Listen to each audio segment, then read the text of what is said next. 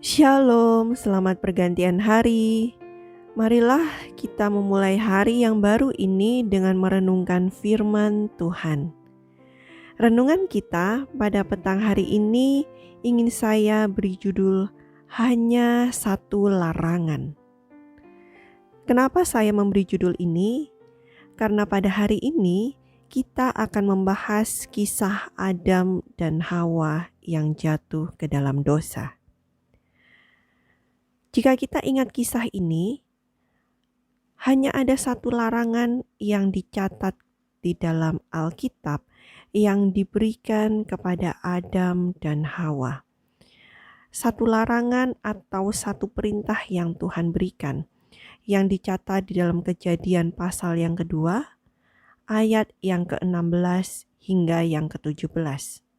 Demikianlah firman Tuhan. Lalu Tuhan Allah memberi perintah ini kepada manusia. Semua pohon dalam taman ini boleh kau makan buahnya dengan bebas. Tetapi pohon pengetahuan tentang yang baik dan yang jahat itu, janganlah kau makan buahnya.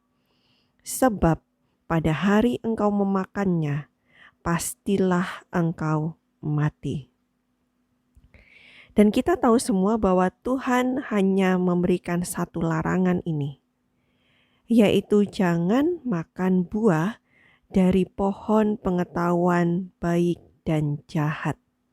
Karena kalau tidak, mereka pasti mati. Jadi pada awalnya manusia ini atau Adam dan Hawa tidak akan mati, atau kita bisa bilang hidupnya adalah hidup yang kekal jika mereka tetap menurut perintah Tuhan untuk tidak memakan buah dari pohon pengetahuan yang baik dan yang jahat. Tetapi kita semua tahu ceritanya di dalam Kejadian pasal yang ketiga. Akhirnya manusia jatuh di dalam dosa. Dan saat manusia jatuh di dalam dosa, disitulah ada kematian. Dan kita tahu kita semua mulai dari Adam, Hawa, dan kita semua hingga zaman sekarang, kita mengalami kematian. Walaupun kita tahu ada beberapa tokoh di Alkitab yang diangkat ke surga hidup-hidup. Tetapi kita semua mengalami kematian. Kenapa? Karena ada perintah yang dilanggar.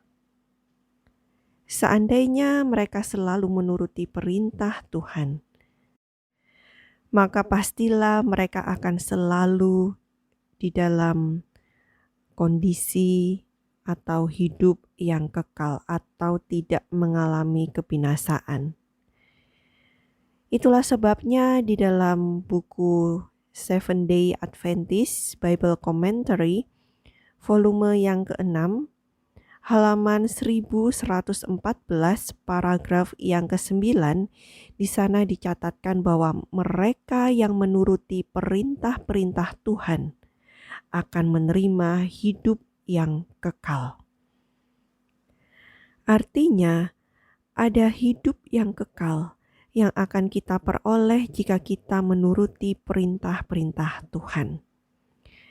Dan Yohanes pun mencatat di dalam Yohanes pasal yang ke-12 ayat yang ke-50. Dan aku tahu bahwa perintahnya itu adalah hidup yang kekal. Sama seperti kisah Adam dan Hawa tadi, seandainya mereka menuruti perintah Tuhan, mereka tidak akan mengalami kematian dan akan hidup kekal bersama dengan Tuhan.